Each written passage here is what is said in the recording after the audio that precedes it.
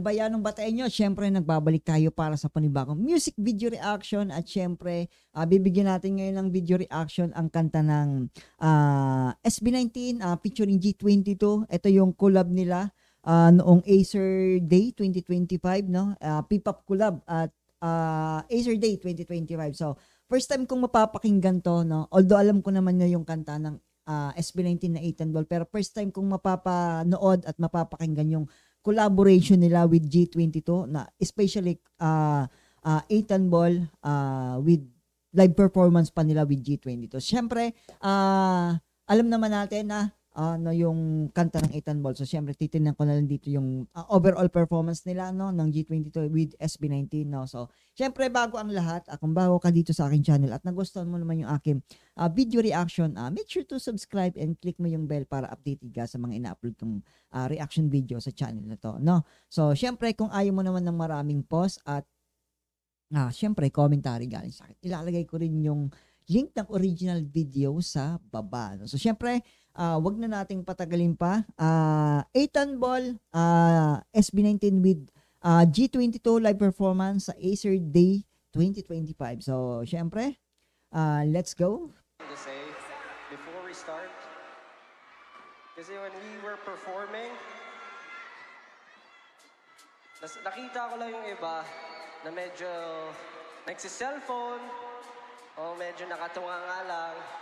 Siyempre, ganito ba tayo mag-party sa Pilipinas? Yeah. Ito yung madalas kong sinasabi na kung ako, pag nakakapanood ako ng mga, even yung mga local bands lang sa barangay sa hindi ako mahilig mag-record through cellphone or kung ano man. Siguro magkukuha lang ako siguro ng clip, ng clip ng performance, tapos tago ko na, tapos makikijam na ako. So, ganun. Yeah. Mas iba pa rin kasi yung feeling na binibigay mo din yung buong attention mo doon sa mismong performance nila ng artist. So, iba pa rin yung feeling nun eh. Kasi yung memory naman nun hindi na mawawala. Or siguro yung iba kasi mas gusto nila yung may nakikita silang sa phone nila, na copy nila ng yung kumbaga parang kumbaga syempre memory din nila yon na naandun sila ng time na yun during performance o concert. Pero personally kasi ako sa sarili ko lang yon, personally mas gusto kong nakapokus yung buong attention ko doon sa mismong artist, sa performance ng artist, kaysa sa nakaganyan ka tapos hindi ka maka-enjoy, hindi ka makatalong kasi ayaw mong naaalog yung cellphone mo, no, yung kuha doon sa cellphone mo. So yeah, although kanya-kanya naman yung kagustuhan, no, preference, kanya-kanyang preference naman yan. Ako kasi mas gusto kong interactive ako doon sa sa artist and then sa performance ng artist. Gusto ko lang na tonight mag-enjoy lahat. Yeah. So pwede po bang sumabay kayo sa amin, sumayaw, kumanta, at syempre mamaya patatayuin namin kayo. You'll know when. But for now, I want y'all to sing with me, okay? I'll count, then you sing with me. 1, 2, 3, go! Wait a second, cause we're going to the top and made a bet now, flow never stops. Go! Wait a second, cause we're going to the top and made a bet now, flow never stops. One more time, yo! Wait a second, cause we're going to the top and made a bet now, flow never stops. Let's go! Look it up, breathe in, exhale. Shake 'em up, know your Sobrang dito, angasting na ni Ken. Flow never stop. Let's go! Look it up, breathe in, exhale. Shake 'em up, know your okay.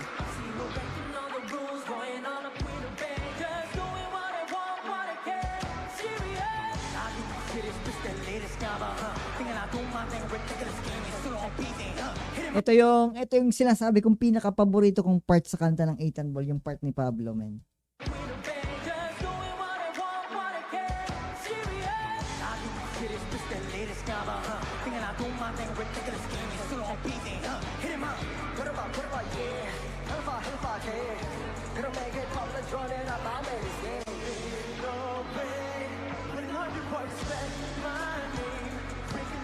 Wait, teka lang.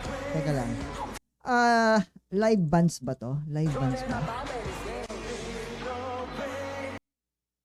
Hindi eh. Akala ko may live bands doon sa ano, sa gilid.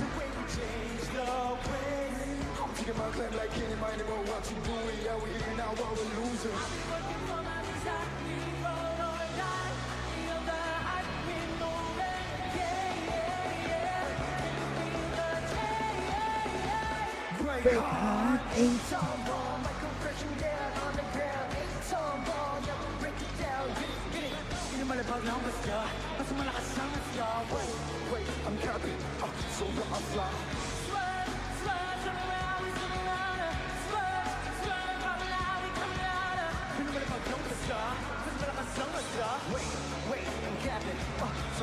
Yo, let's go! Let's go! G22!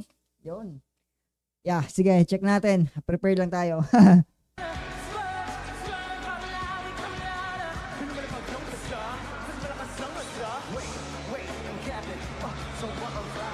Slide, magundong man ang tala ay hindi ang bibitaw.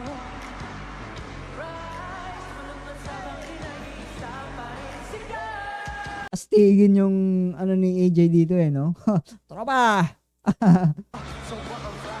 Slide, magundong man ang tala ay hindi ang bibitaw. Man, ito yung isa sa gusto kong makitang regularly na collaboration.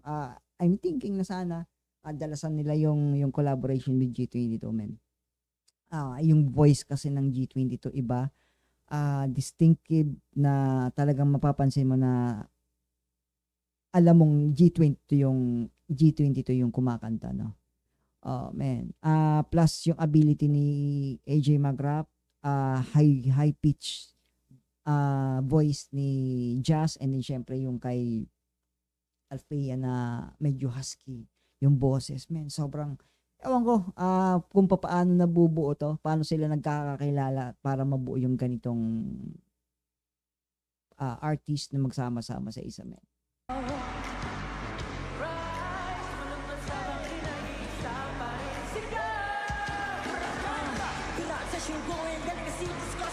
Yeah, yung part ni Josh, man. Let's go, AJ. Yung part ni Josh siya yung kumanta. Si AJ.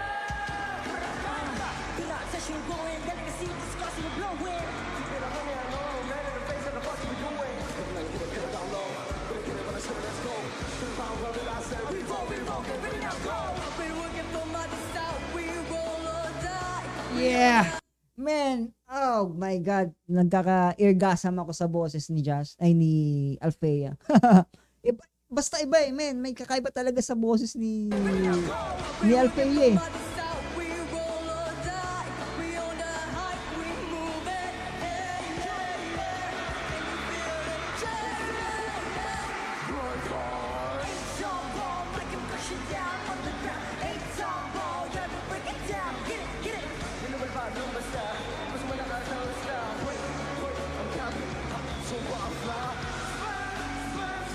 Yo, man. Yeah, that's the difference ng G22 sa ibang girl group, man. Sobrang versatile din sila when it comes sa singing and sa dancing din syempre. Kayang-kaya nilang pagsabayin yung dancing and singing as well nang hindi sila hirap, man.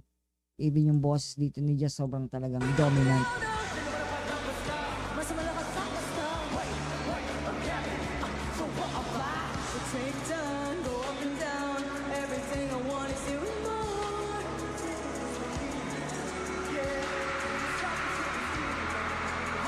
Yeah, bagay bagay na bagay yung dalawa actually.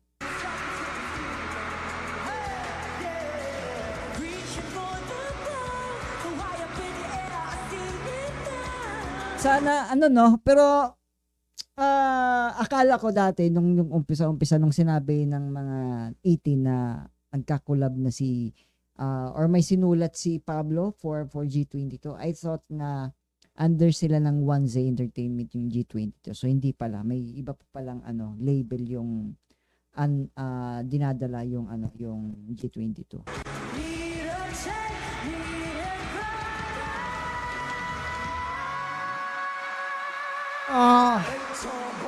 compression down on the yeah. Tumble, yeah, we break it down. Get it, get it. Di naman ang bago ng basta Mas malakas sa masta I'm Kevin, so walk a fly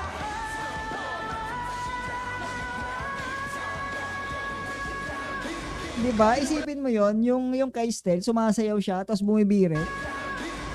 Di naman ang bago ng basta Mas malakas sa masta I'm Kevin, so walk a fly Swerve, swerve, come around and come around Swerve, swerve, Malawi, come around Solid to, man. Solid performance to.